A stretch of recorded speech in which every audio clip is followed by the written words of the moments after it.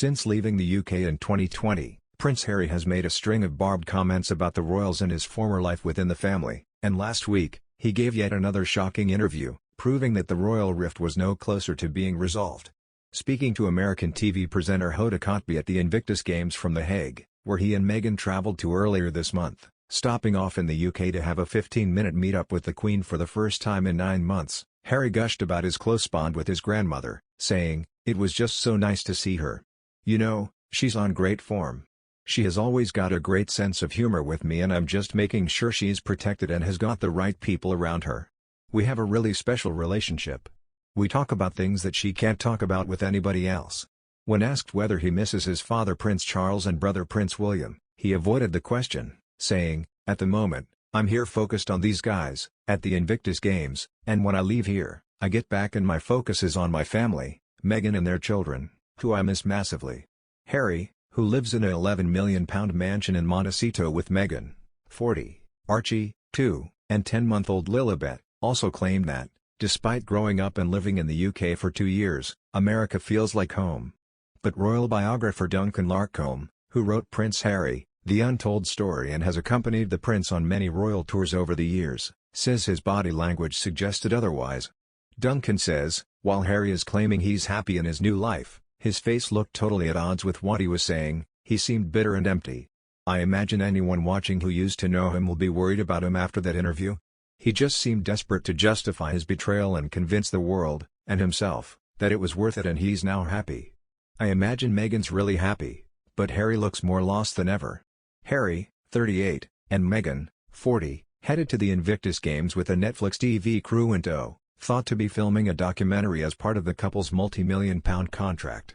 And Duncan says that with Netflix currently struggling financially, Harry and Meghan will need to justify their hefty price tag. He says, Netflix's financial issues have upped the pressure on Harry and Meghan. It's great that they at last seem to be doing something related to their Netflix and Spotify deals. But a cynic would say that it was extremely convenient that while they were filming their new show, they also decided to pop by to see the Queen. That'll be the type of stuff Netflix is after, as Harry and Meghan's main appeal is their royal link. You can almost imagine them talking to the camera after meeting with her, like a reality show. It's almost as if they've ensnared the Queen to boost their coffers.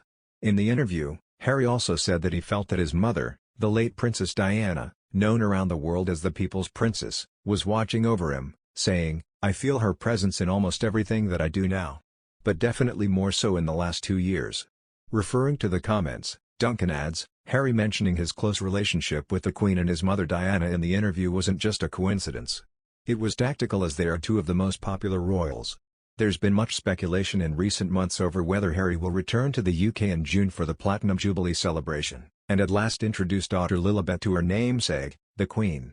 In March, there were reports that Harry and Meghan, who lost the right for taxpayer-funded security when they stepped back as royals, were taking legal action against the government for refusing to let them pay for Metropolitan Police security when they returned to the UK.